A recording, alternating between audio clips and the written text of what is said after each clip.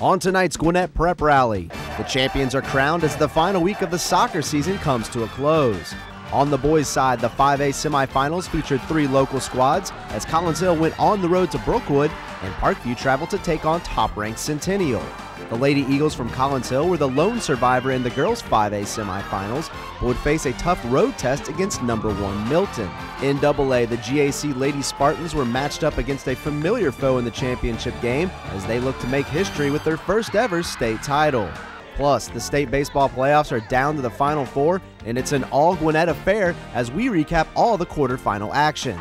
It's the thrill of victory and the agony of defeat on this edition of GPR, and it starts right now. For more than 15 years, your source for Gwinnett County sports is Gwinnett Prep Rally. Hello again and welcome to your county's original high school sports television program. This is Gwinnett Prep Rally now in its 19th season. We can be seen exclusively right here on GCPS TV for the entire 2011-2012 school year. I'm Todd Klein alongside Will Hammock from the Gwinnett Daily Post. And Will, after missing out on the state soccer titles last season, 2 local teams came up big this year. It was definitely a feeling of disappointment this time last year. It was just kind of a major letdown. We had a lot of teams that thought they might win state championships, got completely shut out. So definitely some vindication this year for an area that's very proud of its soccer to get 1 boys champion and one girls champion. Well, let's get right to the highlights, and we start with the boys semifinals featuring the Region 7 and 8 champions as Collins Hill traveled to Brookwood for an all-Gwinnett showdown. GPR's Nathan Shutter has all the action from Snellville. Brookwood and Collins Hill squaring off with a trip to the state finals on the line. Eagles on the attack. Emmanuel Raji creates some space and puts a shot on target, but Brandon Schuster has no problem with that one. Collins Hill still applying the pressure. Raji gets the ball to Eli Carrasco, and he rips a low shot to the far post, but Schuster is there to make a diving stop. Brookwood with a chance off the free kick. Bryson Dorsey sends the ball into the box. Kelson Burnell gets ahead on it, but Jackson Taylor comes up with a one-handed swat to keep the Broncos off the board. Eagles on the counter. Carlos Estrada weaves his way through the Bronco defense and fires a shot on goal. Schuster makes a diving stop and is able to jump on the loose ball to keep the game scoreless at the break. Second half, Jordan Brust sends a cross into the box. Amiri Abraham puts a header on target, but once again, Brandon Schuster comes up big for Brookwood. More from Collins Hill. Eli Carrasco showing off some fancy footwork and rips a shot on goal, but it goes right into the gut of Schuster. Brookwood with a chance off the long Dorsey throw-in. Adrian Alabi gets ahead on it. The ball comes out to McCade Bushel. He fires a pass to Andres Benitez looking for the redirect, but his effort goes wide of the net. 67th minute, Carlos Estrada with a nice backheel pass to Eli Carrasco. He gets some space and finds the lower corner of the goal for the game winner as Collins Hill moves on to the state championship game with a 1-0 road victory over Brookwood. Well, what an exciting match this was, this all-Gwinnett showdown. It really came down to Collins Hill playing some amazing defense. Yeah, it was a very good, close match. You saw Jackson Taylor with a couple of great saves there. His defense played well in front of him. Wasn't tested a whole lot back there, but Brookwood had a couple of scary chances there they could have scored on, but Collins Hill really got the better of play in this one. I thought probably the deserving team won, and Eli Carrasco's got a dangerous left foot, and he certainly showed it there with that game winner. Again, we see how tough it is in Gwinnett County. You get all the way to the semifinals only to play another really talented Gwinnett County team. Talk about kind of the season that Brookwood had. Yeah, Brookwood had a great season. I mean, I think they can make a strong case for being the number 2 team in the state behind Collins Hill. Obviously, they played a tough one to lose there, and then Collins Hill went on to an impressive win in the finals. So really, I think Brookwood made a case to be the number 2 team in the state. They really dominated Region 8 and had a great soccer season. Well, back to the highlights, and the Parkview Panthers have reached the semifinals for the 2nd straight season and look to take the next step against the top-ranked Centennial Knights. GPR's Kirk Rogers has more. Parkview traveled to Centennial with a trip to the championship game on the line. Just 6 minutes in, Centennial strikes first when Cameron Bean gets ahead on this Amin El Shami corner kick, and Fisher Olive punches it in. Just minutes later, Ryan Spence throws it in and Connor Davis heads it in the other direction. Kane Davis is there to play cleanup and puts it in, and Centennial now leads 2-0. The Knights weren't done there. Spence has another throw in, and this time it is Bean who gets the goal, and just 20 minutes in, Parkview now trails 3-0. The Panthers are trying to mount some offense of their own as Raymond Murrow sends a corner kick inside the box, and 3 Panthers try to send it in, but Connor Davis is able to clear it and keep the Knights out of trouble. Centennial is back on the attack, and Sebastian Guzman gets by his defender, draws out the goalie and dishes it to El Shami, but Zachary Kamer is there to pick up his goalie and make the stop. Guzman is back on the attack and looks to get by his defender again, but Diego Casillas comes out and knocks this ball out of play. In the second half, Centennial has a free kick, and El Shami puts it in a tough spot, but Casillas goes up for it and makes a huge save for the Panthers. Trying to build off the success they've had on inbound plays, Spence and Bean try to hook up one more time on a throw-in, but Casillas is waiting for it and pulls this shot in for the save. Parkview is still trying to cut into this 3-goal lead. They have a corner kick that goes to they'll win, but Matt Chelani comes in for the save, and this ball is going the other way. El Shami with a corner kick that goes inside, and Connor Davis is there for the header, and the Knights are now up 4-0 in the 49th minute of play. Just a few minutes later, the Panthers are awarded a penalty kick and send Jonathan Jarrett to the line. He sets up and drills it past the keeper, and it is now 4-1. Trying to mount a comeback, Jose Diaz puts a shot on goal, but Chelani is there to pull it in and stop this drive, and after a late goal, Centennial would go on to win this match by a score of 5-1. Well, you see this happen at all levels of sports. Sometimes it's over before it starts, and that's really what happened in this one. Before Parkview knew what was going on, they were down 2-0, and the game seemed to be gone. Yeah, Centennial's so dangerous on those long throws and free kicks and corner kicks, and they really took it to Parkview early. Giving up those 3 goals really early in that game, it really kind of put Parkview behind the 8 ball, and it pretty much put them out of the match. It was really tough to overcome, and you hate to see it not be more competitive, but that's the way it turned out. Like you said, hate to see it end that way. A successful season, second straight season that kind of Parkview defied the odds a little bit, made a strong run to the semifinals. Yeah, Coach Stomich has done a great job of continuing that tradition over there. He's had a couple of very good teams. Obviously made the state semifinals a year ago and returned to the state semifinals again this year. So definitely a lot of programs would be willing to trade places with the Panthers right now. Well, the 5A state championship game is set, and it features 2 teams that faced off for the title in 2009, and the Collins Hill Eagles were hoping that history would repeat itself. Kirk Rogers has the call from Suwanee. Collins Hill is in their 5th straight title match, and this year they take on Centennial. The Eagles are on the attack early, but this Eli Carrasco shot is wide, and the night keeper, Matt Solani, prevents any further attack. On the other end, Jackson Taylor comes up with a stop on this shot from Cameron Bean, and we remain tied. Later, Centennial would have a throw-in, and this one would get headed around by both squads, and Amin El Shami puts a header towards the goal, but Taylor is there once again for the routine stop. In the 26th minute, Nomis Sizik would have a free kick that gets knocked out by Solani, but the rebound would go to Collins Hill, and on the same possession just moments later, Emmanuel Raji has the ball inside the box, sends across to Amiri Abraham, who finds Sizik by himself in the middle of the field, and he connects for the first score of the game. The Knights wouldn't trail for long, though, as Cameron Bean gets ahead on this free kick from Bruno Dos Santos and gets it over the keeper to tie this game up at 1. Eli Carrasco would try to get Collins Hill back on top with this shot, but Solani makes the stop and gets on top of it before Amiri Abraham can get to it. In similar fashion to their first goal, Raji has the ball on the left side of the field. He gets by both his defenders and finds Abraham across the middle, and all he has to do is get a head on it for the goal, and the Eagles dive back into a 1-score lead. In the second half, the Knights are looking to tie this game up at 2, but Jackson Taylor comes out of the box to stop this Centennial drive, and on the other end, off of a Sizik corner kick, Carlos Estrada ends up with the ball. He finds Raji in the middle of the box, and Raji heads it in, giving Collins Hill a 3-1 advantage, and that would be your final score as Collins Hill goes on to win their 3rd state championship in just 4 years. Absolutely unreal. Absolutely unreal. Nobody thought we could do it. We worked hard day in, day out, working for this. We knew Centennial was a good team. We stuck to how we play, and we executed. Just what it took.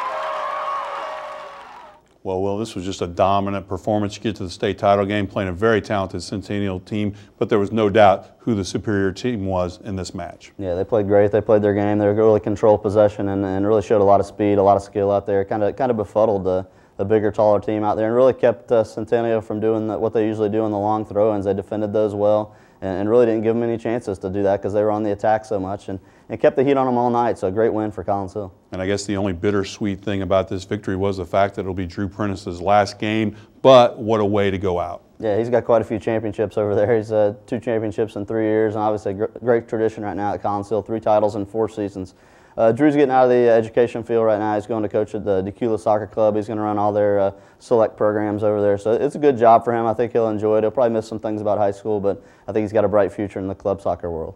Time now to turn our attention to the girls soccer playoffs, and we begin in 5A, where the Collinsville Lady Eagles were trying to duplicate the boys' success, but they would first have to try to get past the Milton Lady Eagles in the semifinals. Nathan Shutter has more. Collinsville looking to pull the upset on the road at top-ranked Milton. The home team with an early chance, Kayla Faulkner and Callie O'Connor with a little give and go. Faulkner is one-on-one with the keeper until Laura Gillespie swoops in to take the ball away and clear it from danger. 34th minute, Anna Hilpertschauser sends the long ball forward for Callie O'Connor, and she takes a shot off the bounce and finds the back of the net at the far post to give Milton a 1-0 lead at the break. Collinsville with an early opportunity in the second. Mariah Dickey tries to sneak a shot in at the near post, but Tori Stajdahar is there for the save. A few minutes later, a miscommunication by the Collinsville defense would result in an own goal to give Milton a commanding 2-0 advantage. And they would extend that lead in the 60th minute. Caitlin Stevens with a long shot on goal. Hala Jabreen does everything she can to keep the ball out of the net, but Stevens charges in unmarked to finish what she started, and Milton goes up 3-0. Collinsville looking for an offensive spark. Lauren Mitchell tries the cross for Dickey, but her effort is deflected into the arms of Stajdahar. Milton with a chance to extend their lead. Mackenzie Bailey with a great shot on goal. Hala Jabreen makes a diving save, but it wouldn't matter in the end as Milton eliminates Collinsville by a final of 3-0.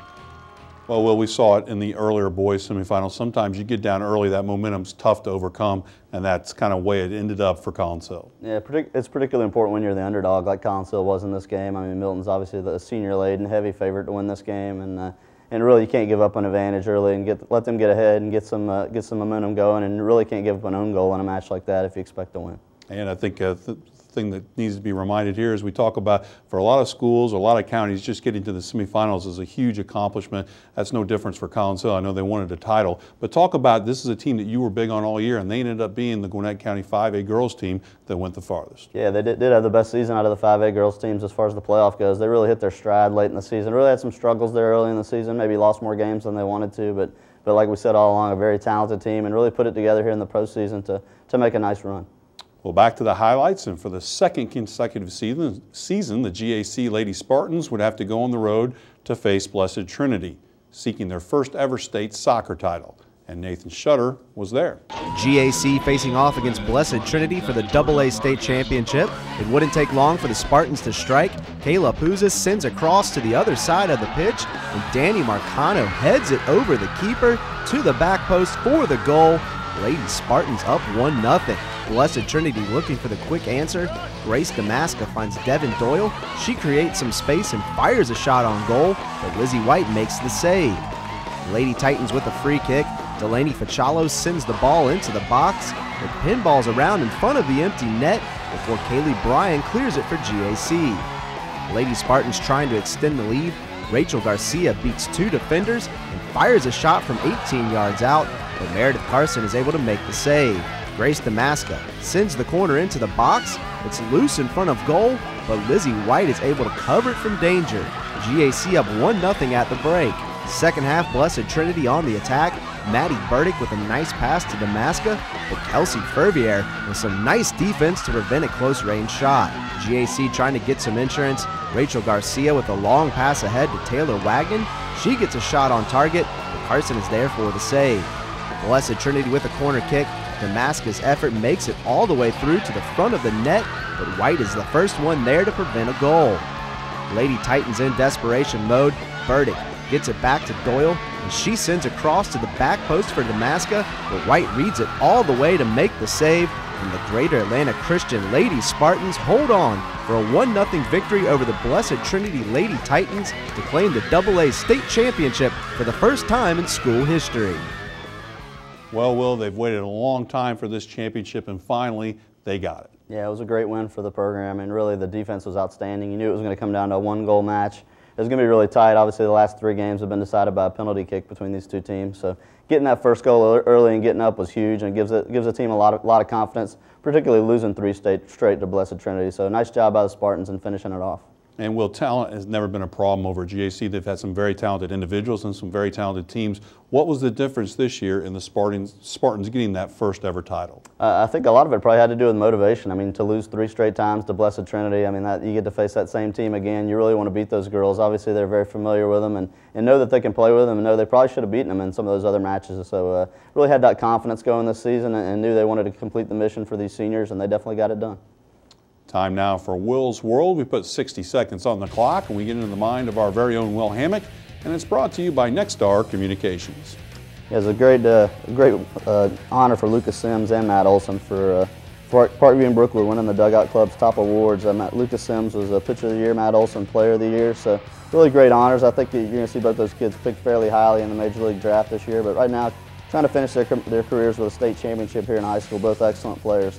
Sticking with the theme for Dugout Club Awards, Doug Jones up at Mill Creek was named the Coach of the Year for the county by his fellow coaches there, and really a great honor for Doug. We've known him for a long time. He started off coaching at his alma mater, Parkview, went over to Brookwood and had some great success there. And I started up the program at Mill Creek, where he's done very well and won a very tough Region 7-5A title this year. So congratulations to Doug. Another award here, Adriana Lobby was the State Player of the Year, who's voted on by the state soccer coaches. He's a very exciting forward up at Brookwood. He's got a bright future up there at Stanford. Also was Brookwood's salutatorian this year, so a very bright kid academically and athletically. I think he's got a bright future ahead of him at Stanford and hopefully in pro soccer beyond that. Going back to the baseball, Will, obviously those guys, Olson and Sims, just great talents, but what a talented year to be playing baseball in Gwinnett County. Talk about Gwinnett having 4 teams in the semifinals. Yeah, that's really huge for the county. I mean, to put 4 teams at that level, it's really certainly unheard of at the highest classification for sure. I think really baseball's maybe not a sport you'd see that happening maybe 5 or 6 years ago, but baseball in the county is really coming on strong, really showed that some of the best baseball, if not the best baseball, is played right here in Gwinnett County, right up there with Cobb. And talking about Doug Jones, talking about being named Coach of the Year in this county, that's really saying something. I think probably what also says a lot is the fact that he's been very successful at his other stops, but to go to Mill Creek and actually build up that program into this state power says a lot about Coach Jones and his staff. Yeah, I think all those guys have done a great job up there. Certainly Doug's proven himself at his previous stops, can win a lot of baseball games and do it the right way as well. He's had good success up there at Mill Creek, and like you said, there's some great coaches in Gwinnett County that did a lot of great things this season, so to win that award this season is particularly special. Well, our thanks again to Nexstar Communications for sponsoring Will's World. Well, the quarterfinals of the baseball state playoffs took place last week, so let's recap how the Gwinnett teams in 5A fared. It's brought to you by Britt's Home Furnishing, and we start off with the talented Grayson Rams. Yeah, it's the first time since 1994 that no Cobb baseball team has been in the semifinal round, and Grayson did its part here, beating North Cobb 14-1, 5-3. I thought this might be a closer series, but Grayson went over there on the road like they've done most of the playoffs and got it done with a huge victory, a couple of victories, and a great job this season by Seth Ryan. He's another of those coaches that's done a great job. And then we mentioned Doug Jones, and let's talk about his Mill Creek team. Yeah, I think when you look at this series, you have to start at pitching. It's really easy to see 7-0, 1-0. Mill Creek's pitchers just really got it done.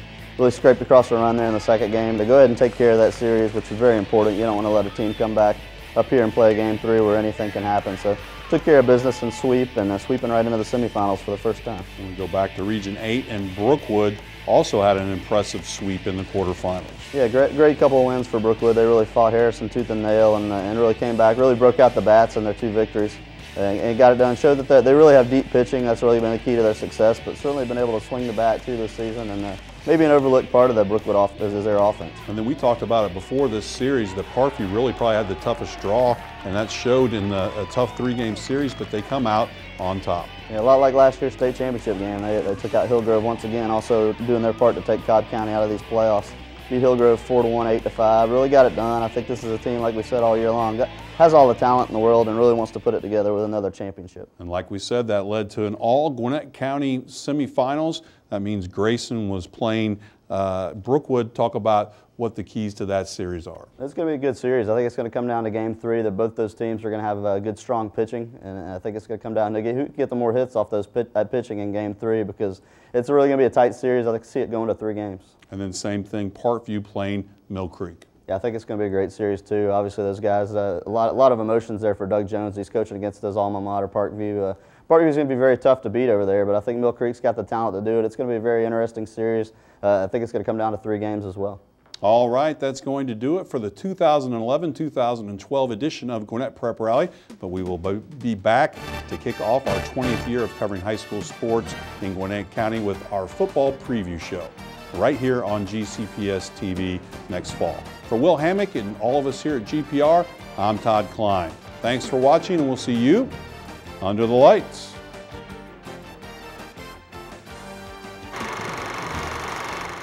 Grab some wood there, bub.